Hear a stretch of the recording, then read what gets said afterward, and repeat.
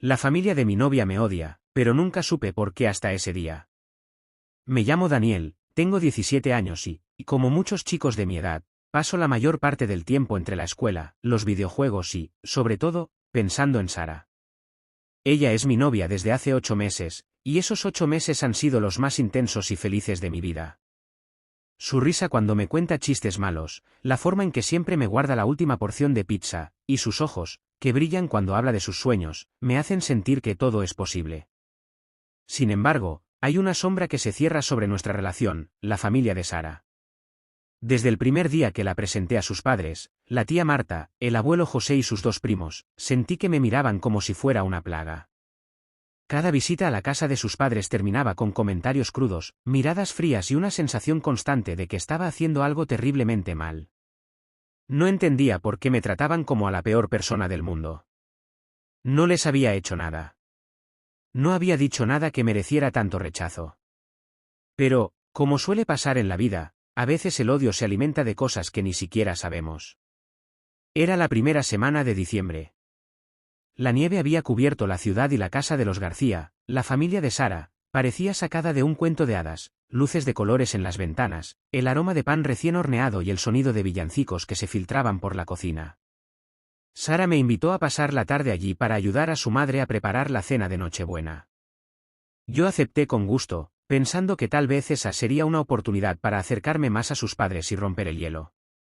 Cuando llegamos, la tía Marta nos recibió con una sonrisa que, a duras penas, ocultaba una mirada de desconfianza. «¿Y tú, Daniel, cómo ha ido la escuela?», preguntó, mientras me entregaba una taza de chocolate caliente. Yo intenté responder con entusiasmo, pero su tono parecía indicar que cada palabra que decía sería evaluada y juzgada. Durante la cena, el abuelo José, un hombre corpulento con bigote canoso, se sentó frente a mí y me miró fijamente. «¿Te gusta la carne?», preguntó, señalando el pavo asado. Yo asentí, aunque mi estómago estaba lleno de nervios. A cada bocado, sentí que él me estaba midiendo, como si buscara algún defecto que pudiera señalar. Después de la comida, mientras todos se recostaban en la sala viendo una película de Navidad, el primo de Sara, Diego, se acercó a mí y susurró: «No te emociones mucho, Daniel. Aquí la gente no suele perdonar». Su comentario me dejó helado. No había ninguna razón para esas palabras, y sin embargo, cada gesto, cada frase, cada mirada parecía confirmar que algo muy profundo estaba mal. Regresé a casa esa noche con el corazón pesado. Sara notó mi tristeza. «¿Qué pasa, Dani? Pareces un fantasma», me dijo mientras nos recostábamos en el sofá de mi habitación. Le conté lo que sentido había en la casa de sus padres, y ella, con una sonrisa triste, me respondió: «Mi familia es complicada. Pero no tiene nada que ver contigo. Te juro que te quiero y que nada puede cambiar eso». Yo la abracé, intentando convencerme de que sus palabras eran la verdad. Aún así, la duda se instaló como una niebla permanente. Una semana después, Sara me pidió que la acompañara a la biblioteca municipal para entregar unos libros que había tomado prestados para su proyecto de historia. La biblioteca estaba a una cuadra de la casa de sus padres, y decidió caminar con ella para no perder la oportunidad de observar, al menos desde la distancia, cómo interactuaba su familia con los demás vecinos. Al llegar, noté que la puerta de la biblioteca estaba entreabierta y una luz tenue se escapaba del interior.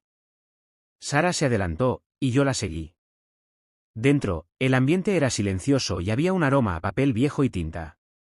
De pronto, escuché una conversación que no estaba dirigida a nosotros. Provenía de una esquina, donde una mujer de mediana edad estaba hablando con una figura mayor, que reconocí como el abuelo José. «No podemos seguir ocultándolo, don José. La verdad se va a saber tarde o temprano», dijo la mujer con voz temblorosa. «Sara está sufriendo demasiado». El abuelo, con un suspiro profundo, respondió: «Lo sé, Marta. Pero la gente no está preparada. ¿Y si la escuela nos separa? ¿Qué pasará con su futuro?». Mi corazón dio un vuelco. No entendía nada. ¿Qué estaban diciendo? ¿Por qué esa conversación parecía tan cargada de miedo? Decidí acercarme un poco más, sin que me escucharan, y escuché la siguiente frase, que rompió el silencio como un trueno. «Mira, lo que importa es que ella sepa que tiene una familia que la ama, aunque algunos de nosotros tengamos que hacer sacrificios. El sonido de mis propios latidos retumbaba en mis oídos. Intenté procesar la información. ¿Qué sacrificios? ¿Qué secreto tan grande que necesitaban esconder? La curiosidad se mezcló con la angustia, y mis pensamientos se pusieron a mil. Cuando terminó la conversación, la mujer que resultó ser la madre de Sara, dejó caer una pequeña foto del álbum familiar sobre la mesa. En ella, vi a una niña que se parecía muchísimo a Sara, pero llevaba el pelo corto y una bufanda roja. Al fondo, había una foto de una casa que, según el reloj, era de hace más de 20 años. Sentí una punzada en el pecho. ¿Esa niña podría ser Sara? ¿Y la casa? ¿Qué tenía que ver todo eso con el odio que mostraba su familia hacia mí? Me alejé de la biblioteca lo más rápido que pude, con la cabeza llena de preguntas sin respuesta. En el camino, Sara notó mi agitación. ¿Qué pasa, Dani? Pareces haber visto un fantasma, dijo, ligeramente preocupada. Le conté, sin saber si debía revelar lo que había escuchado. Sara se quedó inmóvil, y sus ojos se inundaron de lágrimas. Después de un largo silencio, ella tomó mi mano, y con una voz temblorosa, me dijo: «Hay cosas que nunca te conté, Daniel. Cosas que mi familia no quiere que se sepa. Pero ahora que lo has escuchado, ya no hay vuelta atrás». Esa noche, nos sentamos en la mesa de la cocina de mi casa. Sara tomó una respiración profunda y empezó a contar su historia, una que había estado escondida bajo capas de silencio y miedo. Cuando era pequeña, mi familia vivía en una casa en el barrio de la colina. Era una casa grande, con un jardín enorme. Yo solía jugar allí con mi hermano mayor, Marco. Un día, una gran tormenta llegó a la ciudad. Los rayos golpearon la casa, y en medio del caos, mi madre, Marta, salió corriendo a buscar a Marco, que había desaparecido dentro de la casa. Yo estaba con él, pero no lo vi.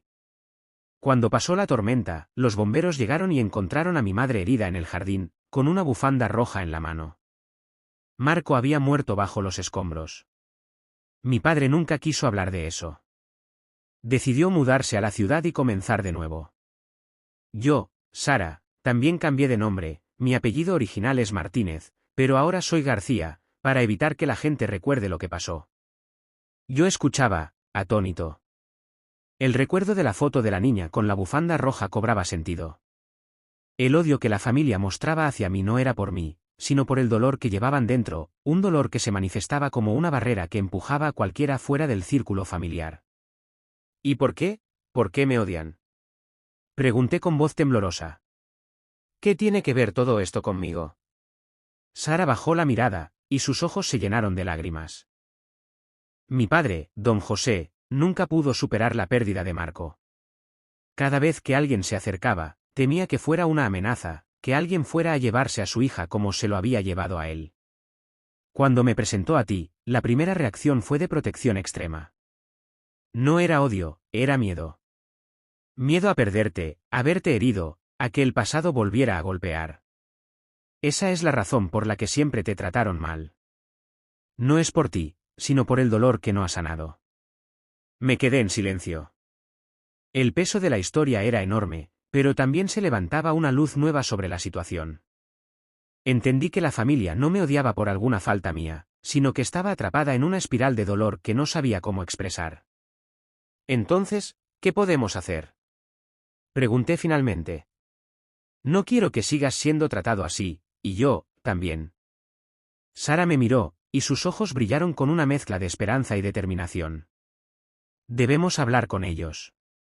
Necesitamos que mi padre escuche lo que realmente sentimos.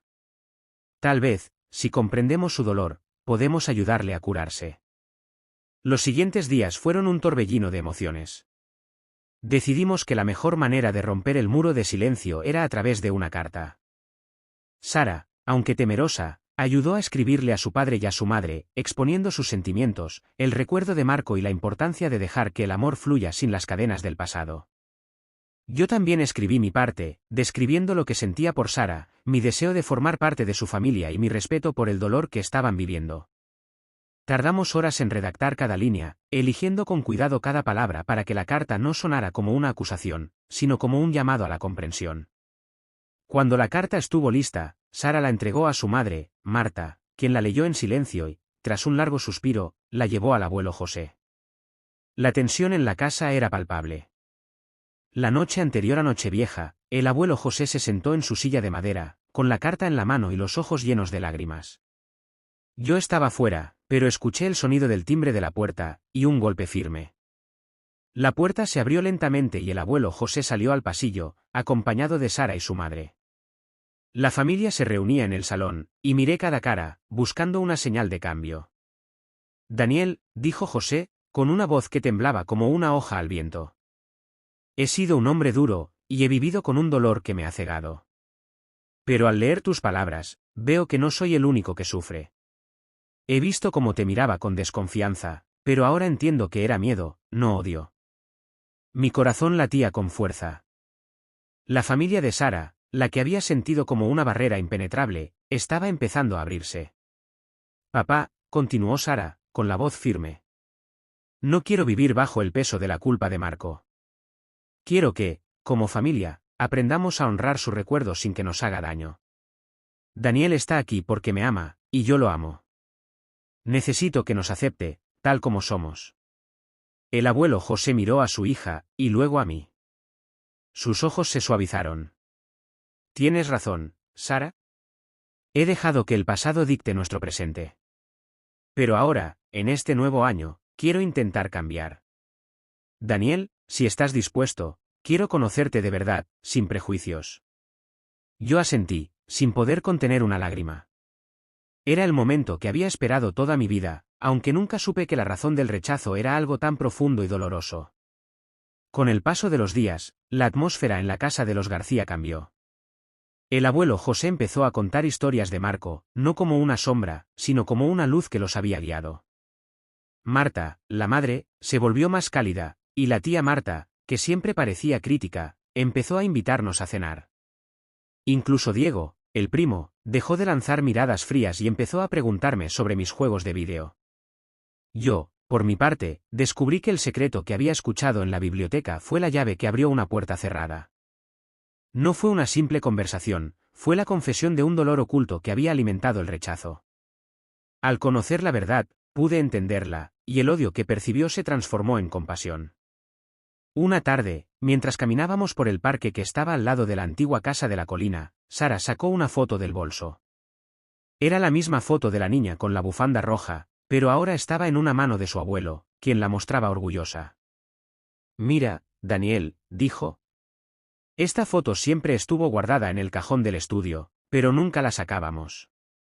Ahora la veo como un recuerdo que nos une, no que nos separamos. Yo estreché su mano, y por primera vez, sentí que nuestras familias estaban realmente en el mismo equipo. En la Nochevieja, la familia se reúne alrededor de la mesa. El abuelo José levantó su copa y brindó. Por el pasado que nos hizo fuertes, por el presente que nos une, y por el futuro que construiremos juntos. Yo miré a Sara, y su sonrisa era la más brillante que había visto. Sentí que, a partir de ese momento, el odio había desaparecido y había sido reemplazado por una profunda comprensión. No era solo mi relación con ella lo que había cambiado, sino que la familia completa había encontrado una forma de sanar. Mientras los fuegos artificiales pintaban el cielo, pensé en lo que había sentido antes de saber la verdad, la incertidumbre, el miedo, el aislamiento. Ahora, sin embargo, había un calor que me envolvía, como si una manta suave me cubría del frío. Mirando hacia atrás, me doy cuenta de que el odio puede ser una sombra que se proyecta cuando el corazón está herido. A veces, no necesitamos una razón lógica para entender por qué alguien nos rechaza, solo necesitamos escucharnos, abrir los oídos y estar dispuestos a sentir el dolor del otro. Sara y yo seguimos juntos, y su familia no solo me ayudó, sino que me incluyó como parte de su historia. Aprende que la verdad, por dolorosa que sea, tiene el poder de transformar el odio en amor.